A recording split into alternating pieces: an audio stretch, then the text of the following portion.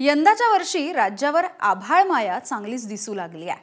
मुंबई पुण्यासारखी शहरे असोत की धरणांचं क्षेत्र, बहुतांश भागामध्ये वरुण राजाची कृपादृष्टी झालेली बघायला मिळाली। मात्र वाढलेल्या पाण्याच्या पातळीमुळे कोणाची तहान मिटली आहे तर काही ठिकाणी पुराची भीती सुद्धा निर्माण झाली आहे। बघूयात। पुण्यातल्या खडकवासला धरणातून 45,000 क्युसेक्सनं विसर्ग वाढवण्यात आलाय। नदीकाठच्या परिसरातल्या नागरिकांना प्रशासनानं सतर्कतेचा इशारा दिलेला आहे।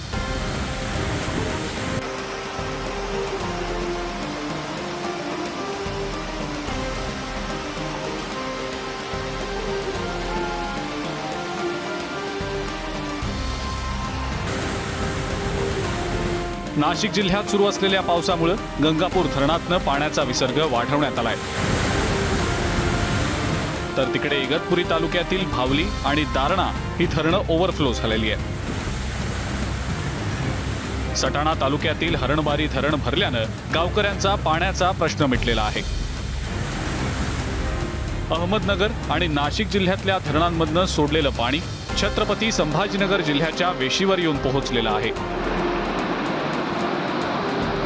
तर उजनी धरणाच्या 16 दरवाजांमधनं 20,000 क्युसेक्सनं पाण्याचा विसर्ग सुरू आहे।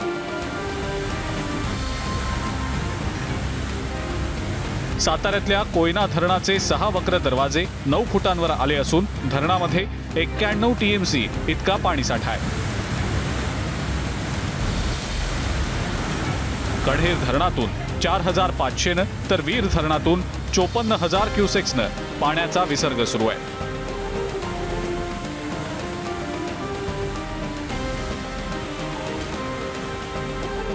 पालघर जिल्ह्यातल्या धामणी धरणातून पाण्याचा विसर्ग सुरू केल्यानं सूर्या नदीला पूर आलेला आहे।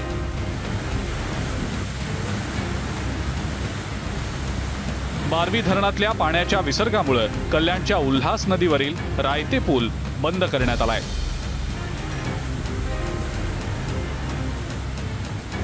शहापूर तालुक्यात भातसा नदीनं धोक्याची पातळी ओलांडली आहे। भातसा धरणाचे 5ही दरवाजे उघडण्यात आले।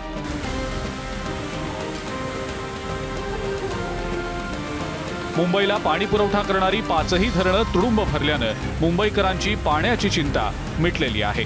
ब्युरो रिपोर्ट, एबीपी माझा।